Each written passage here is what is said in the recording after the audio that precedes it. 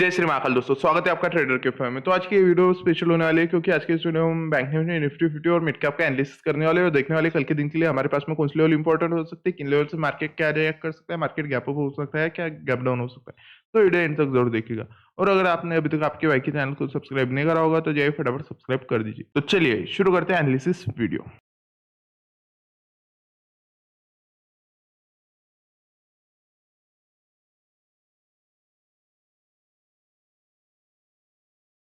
तो आप अगर मेरी प्रीवियस डे की वीडियोस देख चुके होंगे, वहाँ पे मैंने आपको एक्सप्लेन किया था यहाँ पे क्या बन चुका है, एक हेड एंड शोल्डर पैटर्न बन चुका है। कहीं ना कहीं हमें कल का दिन क्या होता हुआ नजर आ सकता है, गैप अप। बट मार्केट क्या हुआ, गैप अप तो हुआ नहीं, गैप डाउन हुआ। गैप डाउन के बाद मार्केट ने उतना कुछ हमें लॉस दिया नहीं। मार्केट क्या किया, ओपन होने के बाद अपसाइड में आया, मतलब अपने को एग्जिट करने के लिए टाइम दिया।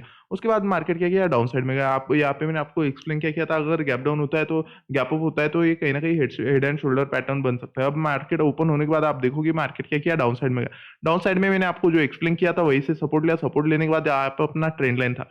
ट्रेंड लाइन के बाद रिजेक्शन के बाद आप देख ही पा रहे हो मार्केट अच्छा खासा अपसाइड में रैली किया। अपसाइड में टारगेट कहाँ तक दिया, टारगेट हमें फर्स्ट अपना रेजिस्टेंस जोन तक टारगेट देता हुआ नजर आया। और उसके बाद मार्केट कंसोलिडेट क्या किया, सेम अपने रेजिस्टेंस पे कंसोलिडेट करने के बाद मार्केट अप मूव का लिया, सेम अपने ट्रेंड लाइन से। जिन लोगों ने मेरी कल की वीडियो देखी होगी उनको पता होगा मार्केट अप मूव का लिया ट्रेंड लाइन से। ट्रेंड लाइन पे जब मार्केट ने सपोर्ट लिया उसके बाद मार्केट शार्प अप मूवमेंटम लिया, मतलब इन लोगों के एसएल मार्केट यहाँ पे खा लिया।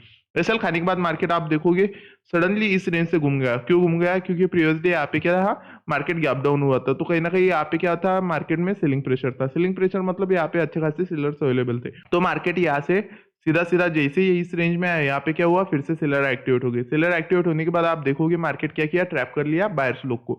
फर्स्ट एंड सेकंड कैंडल में ही मार्केट उन लोगों के एसएल उड़ाता हुआ नजर आया और बढ़िया सा क्लोज करता हुआ नजर आया 48,064।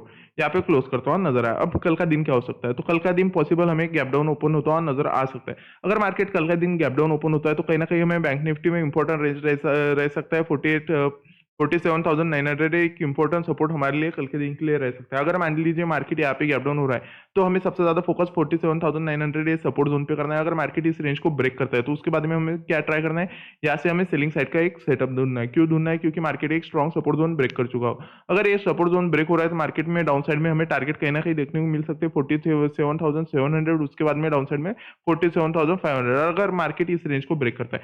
अगर मार्केट गैप डाउन होने के बाद क्या करता है, इस रेंज से फिर से इस रेंज में एंटर होता है तो उसके बाद में हमें यहाँ से बाइंग साइड में टारगेट क्या रखना चाहिए, तो हमारा टारगेट रहना चाहिए 48,200। क्यों, क्योंकि यहाँ से बाइंग चला है तो मार्केट क्या कर सकता है, ऐसे अपसाइड में जा सकते हैं, यहाँ से रिटेस्ट करके फिर से डाउन साइड में रैली कंटिन्यू कर सकता है। तो कहीं ना कहीं यहाँ से फिर से मार्केट अगर सपोर्ट जोन में एंटर हो रहा है गैप डाउन होने के बाद तो कहीं ना कहीं मार्केट अपसाइड में हमें 48,200 का टारगेट देता हुआ नजर आ सकता है और फिर से यहाँ से रिटेस्ट करके मार्केट क्या कर सकता है, डाउन साइड की रैली कंटिन्यू कर सकता है। तो कहीं ना कहीं हमारे लिए गैप डाउन के बाद कल 47,900 और 48,200 ये दो लेवल इंपॉर्टेंट रहने वाले। गैप डाउन में ये दो ही लेवल पे आपको सबसे ज्यादा फोकस करना है। अगर मार्केट इसके नीचे है तो आपको सेलिंग साइड में देखना है, अगर इसके ऊपर जा रहा है गैप डाउन होके तो आपको क्या करना है, फिर से बाइंग साइड में देखना है और आपका टारगेट 48,200 रखना है। अगर कल का दिन मार्केट गैप होता है तो गैप आपको लिख के देता हूँ, मार्केट मुझे इस रेंज से ऊपर ही ओपन होता हुआ नजर आएगा जो कि होगा 48,500। इस रेंज तक क्या अगर मार्केट ऊपर हो रहा है तो आपको कुछ नहीं, आपको सीधा सीधा प्लान क्या करना है, ऐसे अगर मार्केट यहाँ से इस रेंज पे सस्टेन कर रहा है, मतलब यहाँ से अपसाइड में ओपन होने के बाद गैप अप होने के बाद इस रेंज पे सस्टेन कर रहा है जो कि होगा 48,600, मतलब यहाँ पे स्मॉल बिल्डअप कर रहा है, यहाँ पे टाइम स्पेंड कर रहा है और उसका ब्रेकआउट अपसाइड में दे रहा है, तब भी हम बाइंग साइड में जाएंगे। अगर नहीं दे रहा है और उसका ब्रेकआउट फिर से डाउन साइड में आ रहा है तो यहाँ पे हमें सोचना नहीं है, सीधा सीधा सीलिंग साइड में जाना है। क्यों, क्योंकि प्रीवियस डे ऐसे एक अच्छा खासा सीलिंग प्रेशर था, तभी मार्केट गैप डाउन हुआ और गैप डाउन के बाद मार्केट अच्छी खासी रैली करता हुआ हमें नजर आ रहा है। तो कहीं ना कहीं गैप अप के बाद भी हमारे लिए सबसे इंपॉर्टेंट रेंज रहने वाली अपसाइड में 48,600। इस रेंज पे मार्केट क्या करता है, हमें सबसे ज्यादा फोकस करना चाहिए। अगर मार्केट फिर से इस रेंज पे सस्टेन कर दे रहा है, मतलब यहाँ से अपसाइड में ब्रेकआउट दे रहा है इस रेंज का, तभी हम बाइंग साइड में जाने वाले। अगर नहीं दे रहा और इसका कंसोलिडेट के बाद फिर से हमें मूवमेंट डाउन साइड में दिखाई दे रहा है तो उसके बाद में हमें अच्छा खासा मूवमेंट फिर से डाउन साइड में दिखाई दे सकता है अगर मार्केट गैप अप होता है। और गैप अप तो मुझे चांसेस वेरी हाई लग रहे हैं कि मार्केट इस रेंज से भी ऊपर होगा अगर उसको करना है तो, क्योंकि उनके एसएल खाने के लिए मार्केट अप मूव में जा सकता है। आप देख ही पा रहे हो यहाँ पे कितना स्ट्रॉन्ग सेलर्स बैठे हुए हैं। अगर मार्केट को गैप अप करने रहा है तो ये इस रेंज के ऊपर हो सकता है। तो कहीं ना कहीं हमारे लिए अपसाइड में 48,600 लेवल बहुत इंपॉर्टेंट रहने वाला है। और अगर आज का दिन आप अगर निफ्टी 50 में देखोगे तो निफ्टी 50 में हमें क्या देखने को मिला, निफ्टी 50 में हमें क्लियर कट दिखने को मिला था। प्रीवियस डे मार्केट एक ट्रेंड लाइन बनाया था, ठीक है। ट्रेंड लाइन बनाया था, ट्रेंड लाइन से आप देखोगे मार्केट क्या किया, डाउन साइड में गया, डाउन साइड से अप साइड में।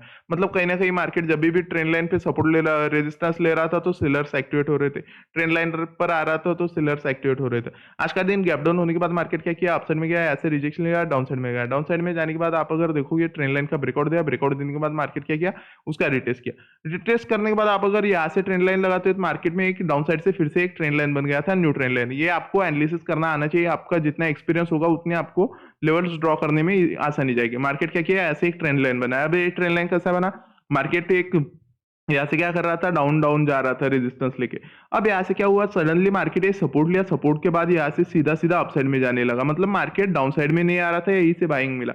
अब मार्केट में बन चुका था ऐसे एक न्यू ट्रेंड लाइन। उसके बाद हमारे पास में कंफर्मेशन क्या था, मार्केट अप साइड की अपनी जो एक ट्रेंड लाइन थी रेजिस्टेंस वाली उसको ब्रेक कर चुका था और डाउन साइड में जो अपनी सपोर्ट थी वहां पे सपोर्ट ले चुका था।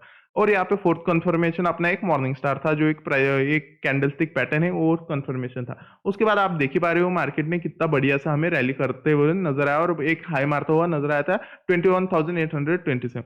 यहाँ पे जाने के बाद आप देखोगे मार्केट क्या हुआ, फिर से प्रीवियस हाई के अंदर जैसे आया उसके बाद एक शार्प सेलिंग हमें डाउन साइड में देखने को मिला। मतलब फिर से यहाँ पे भी निफ्टी में सेम सिनारियो हुआ, मार्केट जैसे 21,827 पे आया, उसके बाद क्या है, शार्प सेलिंग। अब क्यों आया, क्योंकि यहाँ पे आपको बता देते हो यहाँ पे ऑपरेटर्स लोग इंटरेस्टेड थे। क्यों थे, क्योंकि यहाँ पे न्यू रिटेलर्स लोग एंटर हो रहे थे, जैसे न्यू प्रीवियस हाई मार्केट ने ब्रेक किया, उनको पता था यहाँ पे रिटेलर्स एंटर होने वाले, उन्होंने एंट्री होने दी। एंट्री होने के बाद यहाँ पे स्मार्टली उन्होंने उनकी सेलिंग ऑर्डर पंच करने स्टार्ट कर दी और जैसे उनके ऑर्डर यहाँ पे कंप्लीट होते गए उसके बाद आप देख ही पा रहे हो मार्केट में एक तगड़ा सेलिंग हमें दिखाई दे और मार्केट जहां से शुरू होता है वहां पे खत्म करता हुआ नजर आया। तो कल का दिन हमें कहीं ना कहीं गैप डाउन होता हुआ नजर आ सकता है। अगर मार्केट गैप डाउन होता है तो कहीं ना कहीं ये क्लोज भी आपके लिए इंपॉर्टेंट हो सकता है। मार्केट गैप डाउन होने के बाद अगर मान लीजिए इस क्लोज पे रेजिस्टेंस फेस कर रहा है तो उसके बाद हम सेलिंग साइड में जाएंगे। अगर गैप डाउन होने के बाद मार्केट फिर से इस रेंज में अप साइड में जा रहा है तो हमें बाइंग तभी करना है जब मार्केट हमें फिर से 21,689 के अंदर ओपन जाता हुआ नजर आएगा। अगर इस रेंज में मार्केट फिर से आ रहा है तो हमें इन बायर्स की इंटरेस्ट यहाँ पे फिर से दिखाई देगी। मतलब कहीं ना कहीं मार्केट यहाँ से क्या कर सकता है, फिर से अपसाइड में जाने का ट्राई कर सकता है और अपसाइड में हमें टारगेट रखना चाहिए 21,740 अगर मार्केट ऐसा करता है तो। नहीं तो हमें ज्यादा से ज्यादा फोकस कहाँ पे करना है, सेलिंग साइड में। अगर मार्केट गैप डाउन हो रहा है तो क्यों, क्योंकि प्रीवियस डे की रैली आप देख ही पा रहे होगे, यहाँ पे अच्छी खासी रैली चल चुकी है। अगर मार्केट गैप डाउन होता है तो यहाँ पे क्या हो सकता है, मार्केट में प्रॉफिट बुकिंग आ सकती है। प्रॉफिट बुकिंग अगर आ रही है तो कहीं ना कहीं हमारे लिए इंपॉर्टेंट रेंज बन सकता है 21,689। 21,689 से अगर मार्केट रिजेक्शन लेता है तो यहाँ पे क्या हो सकता है, एक सपोर्ट जो है वो मार्केट क्या बना सकता है, एक support as a resistance react कर सकता है। मतलब ये जो सपोर्ट था जहाँ से बाइंग चला था, इन लोगों के एसएल हंट होने के बाद वो क्या हो सकता है, कहीं ना कहीं मार्केट यहाँ पे आने के बाद रिजेक्शन लेता है तो वो एज अ रेजिस्टेंस वर्क कर सकता है और उसके बाद मार्केट में एक अच्छी खासी सेलिंग हमें दिखाई दे सकती है। तो कहीं ना कहीं गैप डाउन के पास आपको सबसे ज्यादा फोकस करने वाली लेवल यही रहने वाली है 21,689। इस रेंज पे आपको ज्यादा से ज्यादा फोकस करना है। हाँ, अगर मार्केट यहाँ पे गैप डाउन हो रहा है तो आपको फिर डाउन साइड में रेंज रहने वाले 21,602 और 21,580।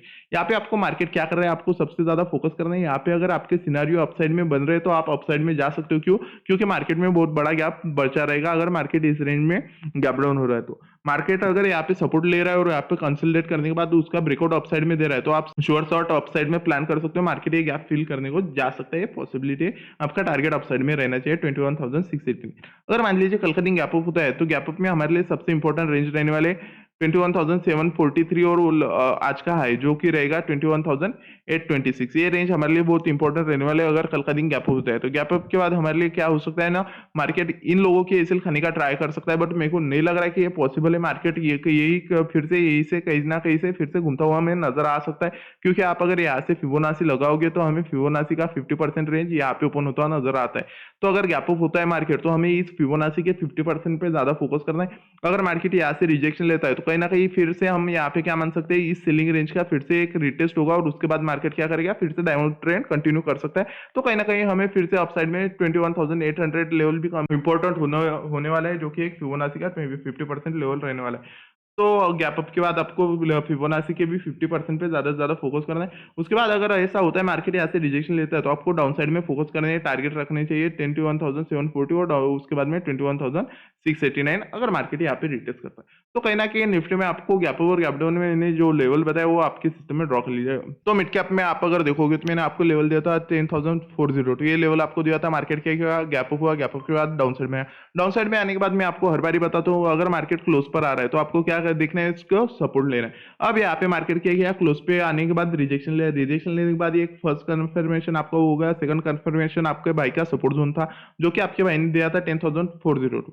अब उसके बाद मार्केट क्या किया, सेकंड टारगेट है, सेकंड कैंडल एक ग्रीन बनाया, मतलब क्या दिखाया हमें, डाउन साइड से एक बाइंग प्रेशर दिखाया। बाइंग प्रेशर दिखाने के बाद कहीं ना कहीं मार्केट में क्या था, 20 मूविंग एवरेज भी हमें एक साइकोलॉजिकल सपोर्ट देने के लिए आया था, क्लोज पे भी सपोर्ट था और अपसाइड में जो मैंने आपको रेजिस्टेंस जोन दिया था उसका भी ब्रेकआउट था और मार्केट प्रॉपर्ली हमें उसके ऊपर क्लोज करता हुआ नजर आया। अब अगर यहाँ पे आप एक रिस्क लेकर बाइंग साइड में जाते हो, उसके बाद मार्केट फर्स्ट कैंडल में आपको 1:3 का टारगेट देता हुआ नजर आया, उसके बाद मार्केट कंटिन्यूअस साइडवेज होता हुआ नजर आया और जैसे ही मार्केट फिर से 10,440 के पास में जाता है, उसके बाद क्या है, मार्केट में फिर से एक शार्प सेलिंग है जो कि हमें हर इंडेक्स में आज के दिन देखने को मिला। एक शार्प सेलिंग मार्केट दो या तीन कैंडल में आज बायर्स लोग के एसएल खाता हुआ हमें दिखाई दिया, जैसे मार्केट एक न्यू हाई मारने का ट्राई किया। मतलब अब हमें समझ में क्या आ रहा है, 10,440 क्या है, एक स्ट्रॉन्ग सेलिंग रेंज है, मतलब यहाँ पे एक सेलर्स क्या है, अग्रेसिवली अवेलेबल है। अब जब भी मार्केट इस रेंज पे आएगा, आप यहाँ से सीधा सीधा सेलिंग साइड में जा सकते हो। क्यों? क्योंकि ये लोग इतना जल्दी उसको ब्रेकआउट नहीं कर देंगे, तो यहाँ से आपको को एक मतलब एक टारगेट देखने को मिल सकता है 1:2। अगर मार्केट फिर से इस रेंज में आता है तो आपको यहाँ पे सोचना नहीं है, आप यहाँ से डायरेक्टली सेलिंग करने का ट्राई कर सकते हैं। अब बात करते हैं कल का दिन हमें क्या देखने को मिल सकता है, तो कल का दिन हमें कहीं ना कहीं गैप डाउन होता हुआ नजर आ सकता है। अगर कल का दिन मार्केट गैप डाउन होता है तो गैप डाउन में आपके लिए सबसे इंपॉर्टेंट रेंज रहने वाले 10,383 और 10,402, ये दो रेंज आपके लिए इंपॉर्टेंट रहने हैं। अगर मार्केट इन दोनों के बीच में ओपन हो रहा है तो आपको अपसाइड में फोकस करना है 10,402 और डाउन साइड में फोकस करना है 10,383, ये दो रेंज पे ओपन करना है, फोकस करना है। अगर मार्केट डाउन साइड में जा रहा है तो इस रेंज पे फोकस करिए, अप साइड में जा रहा है तो 402 पे फोकस करिए। डाउन साइड में जा रहा है और मार्केट यहाँ से रिजेक्शन ले रहा है तो आप क्या कर सकते हो, यहाँ से बाइंग साइड में जा सकते हो। आपका फर्स्ट टारगेट रहने वाला है 10,402 और सेकंड टारगेट आपको देखने को मिल सकता है 10,430। क्यों? क्योंकि मार्केट में कहीं ना कहीं यहाँ पे एक रिटेस्ट मार्केट का बन सकता है और फिर से मार्केट डाउन साइड में जा सकता है अगर मार्केट इस रेंज से रिजेक्शन लेता है तो। क्यों? क्योंकि ये फिबोनाची की 50% लेवल आएगी अगर मार्केट यहाँ से रिजेक्शन लेगा तो कहीं ना कहीं हमें ये रेंज भी इंपॉर्टेंट बनने वाली है अगर डाउन साइड से मार्केट रिजेक्शन लेता है तो। अगर मान लीजिए फर्स्ट कैंडल ही ग्रीन इस रेंज में एंटर हो रही है जो कि होगा 10,402 सपोर्ट जोन में एंटर हो रही है, तो सेम सिनारियो रहेगा जहां से हमारे लिए प्रीवियस डे बाइंग चला था, वो रेंज हमारे लिए इंपॉर्टेंट बनने वाला है। हम यहाँ से बाइंग लेने के बाद हमारा फर्स्ट टारगेट सेम रखने वाले 10,430।